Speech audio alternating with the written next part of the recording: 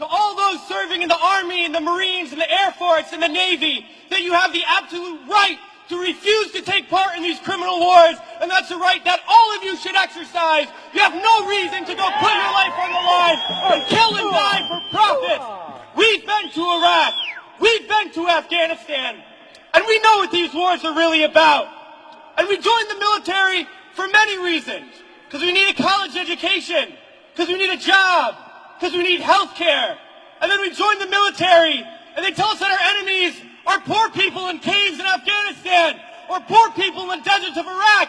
But we've been to those countries, and we know that our enemies are not other poor people abroad. Our enemies are the people that laid us off from our jobs, that denied us health care, that make it impossible to get an education. Our enemies are not in the poorest countries on the planet, but right here in the richest one.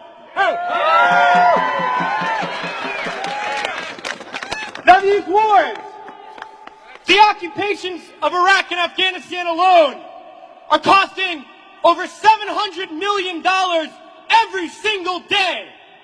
This is a crime. Every single day, while so many of us are hurting. Well, I think all of us here, and the vast majority of people in this country, would agree that we can spend $700 million a day better than bombing people that we have no reason to bomb. We can spend $700 million a day rebuilding those countries we've destroyed. We can spend $700 million a day caring for the veterans we get home when they get home. And then we can spend $700 million a day giving every single person health care, a college education, a job, and a livelihood, and a home. That's what we need to be spending our money on. But this government is not going to do that. They're not going to use the money in that way. They're not going to end the wars. And they're not going to do it because it's not our government. It's their government. It's the government of the rich. It's the government of Wall Street, of the oil giants, of the defense contractors. It's their government, and the only language that they understand is shutting down business as usual. And that's what we're doing here today, and we're going to continue to do until these wars are over.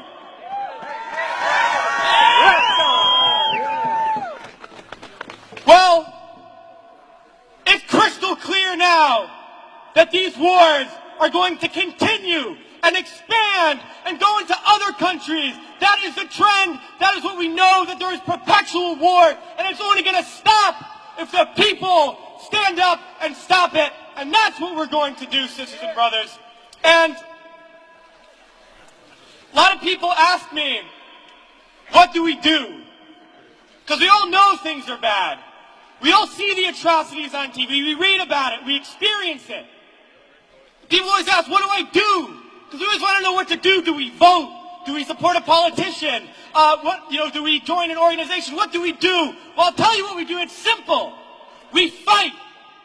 We fight and we fight and we fight. And we shut down our workplaces. We shut down our schools. We shut down the streets. We shut down business as usual. And we fight until we force the people in there to do what the people out here want. Because that's how we're going to get around, and we're going to fight until there's not one more bomb drop, not one more bullet fired, not one more soldier coming home in a wheelchair, not one more family slaughtered, not one more day of U.S. imperialism. So let's fight to make that happen. We can do it today, and then the days ahead, we have to fight to end these wars and create a better world, sisters and brothers. So join us in that fight. Thanks.